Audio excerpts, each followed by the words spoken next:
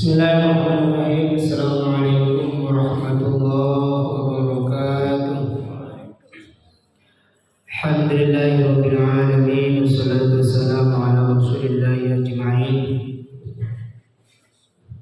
La haula wala quwwata illa billahil aliyyil azim. Raditu billahi rabban wa bil islam dinan wa bi Muhammadin nabiyyan wa rasulan. Allahumma salli ala sayyidina Muhammad wa ala ali Muhammad kama sallaita ala Ibrahim wa ala ali Ibrahim innaka Hamidum Majid. Qala Allah Ta'ala fi kitabil aziz, a'udzu billahi minasyaitonir rajim. Bismillahirrahmanirrahim.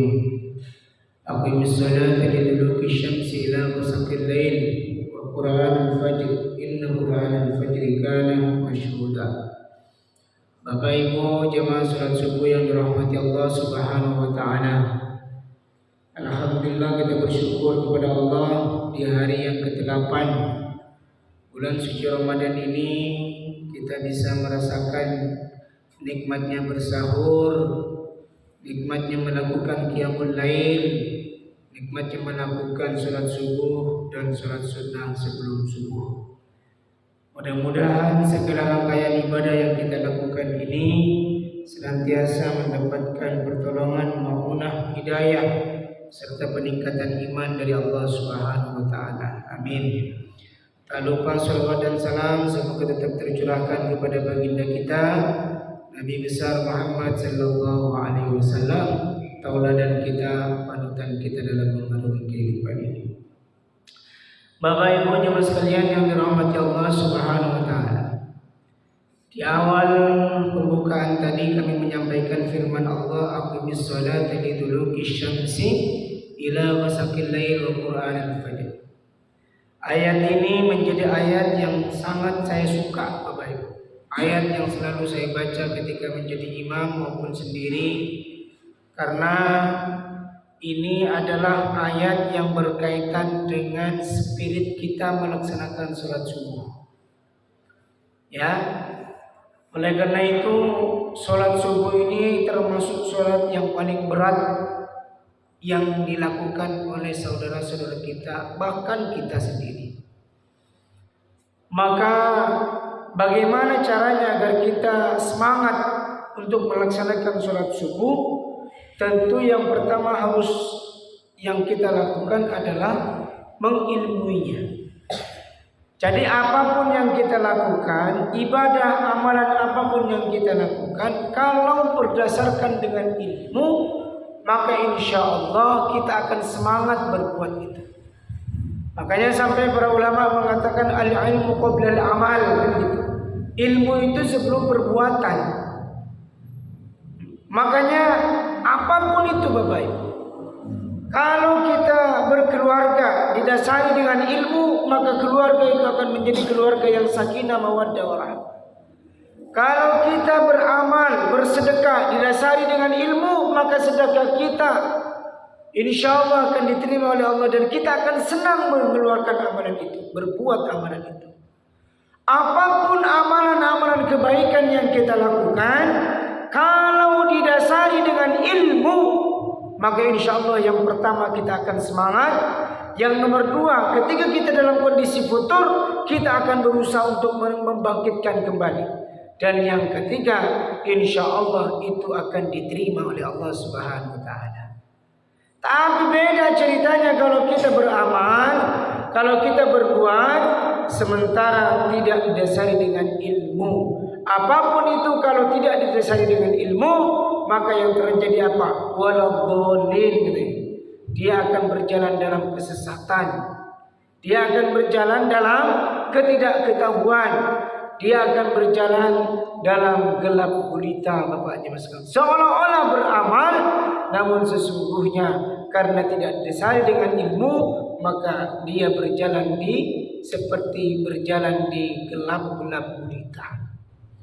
Oleh karena itu Bapak Jemaah sekalian, pada kesempatan ini mari kita ilmui kenapa kita harus melaksanakan sholat subuh, Pak. Ya, apalagi berjamaah seperti ini.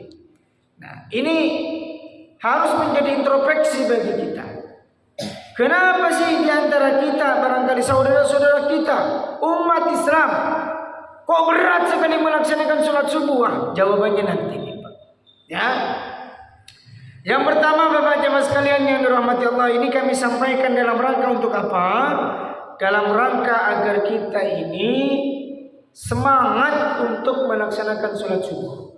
Terutama melaksanakan sholat subuh berjamaah di masjid, di musola, di langgar, di mana lagi Pak? Di surau dan seterusnya. Ya, jangan sampai kita terlena. Setelah ini mudah-mudahan kita semakin semangat, semakin bangkit melaksanakan sholat subuh. Apa yang pertama Ustaz? Yang pertama, orang yang menjaga sholat subuh, sesungguhnya dia akan mendapatkan jaminan masuk surga. Masya Allah. Nikmat apa lagi Pak yang mau kita harap Bu? Ya. Kata Rasulullah, man shallal bardaini dakhalal jannah. Barang siapa yang mengerjakan sholat bardain. Apa itu sholat bardain? Yaitu sholat subuh dan sholat isya. Ya, sholat yang mengandung kedinginan, ya, yang menggigil. Nah itu kalau di Arab kan begitu. Ini berat ini Pak. Ya, maka dia akan masuk surga. Dakhalal jannah. Artinya apa? Yang pertama kita mendapatkan jaminan masuk surga. Jaga sholat subuh ini Pak. Jadi kalau kita mau tahu bagaimana kondisi orang-orang yang akan dijamin masuk surga, itu sama aja kita disuruh untuk melihat orang-orang yang aktif melaksanakan sholat subuh, terutama sholat subuh ke masjid. Nah ini Pak, ya.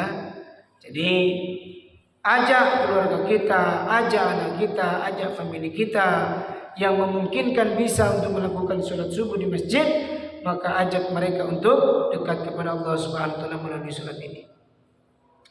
Yang kedua Bapak jemaah sekalian, ya, apa keutamaan sholat subuh? Yang nomor dua, para malaikat mendoakan orang-orang yang melaksanakan sholat subuh. Wajtama'a malaikatul laili wa malaikatul nahar fi salati subhi. Yaqulu Abu Hurairah, Iqra inna syi'atum wa Qur'an al-fajri inna Qur'an al-fajri kana mashhuda. Jadi kata beliau, malaikat malam dan malaikat siang berkumpul pada sholat subuh. Ingat ini Pak. Jadi malaikat yang bertugas di waktu malam dan malaikat yang bertugas di waktu pagi, ini kumpulnya, titik kumpulnya itu adalah ketika subuh. Kemudian malaikat di waktu itu membacakan ayat Aqimis salata liduluki syamsi ila ghasaqil laili wa qur'anal fajr. Gitu kan. Inna Qur'anal fajri kana mashhuda. Aqimis salata, dirikanlah salat, liduluki syamsi, sesudah matahari tergelincir, ila ghasaqil lail, ya, sampai gelap malam, dan dirikanlah salat subuh. Maksudnya gelap malamnya itu turun, wa Qur'anal fajr. Ya, kemudian apa itu? Inna Qur'anal fajri kana mashhuda. Sesungguhnya salat subuh itu disaksikan oleh para malaikat Bapak jemaah sekalian. Ya. Jadi tidak hanya disaksikan tapi didoakan oleh para malaikat. Itu yang kedua. Yang ketiga Bapak jemaah sekalian, ya. Yang ketiga, orang yang melaksanakan salat subuh apa? Menjaga sholat subuh dapat jaminan masuk surga. Kalau tidak itu yang nomor tiga itu, maaf. Yang nomor tiga adalah orang yang menjaga sholat subuh, dia mendapatkan jaminan masuk surga, terhindar dari neraka. Nah ini lengkapnya Pak. Jadi apa maknanya? Inilah yang sering kita doakan, kita minta masuk surga bi ghairi hisab. Ada orang masuk surga tapi melalui hisab dulu, dicelup dulu dalam neraka. Tapi orang yang rutin melaksanakan sholat subuh, apalagi berjamaah seperti kita, maka dia akan mendapatkan jaminan masuk surga dan terhindar dari api neraka. Bahasa lainnya masuk surga bi ghairi hisab, tanpa perhitungan. Celup gitu Pak. Masya Allah. Kata Abu Hurairah, sebagaimana Nabi sallallahu alaihi wasallam bersabda, la yalijan nar ahad tulu'i syamsi wa qabla ghurubiha, kata beliau. Tidaklah akan masuk neraka orang yang melaksanakan solat sebelum terbitnya matahari, yaitu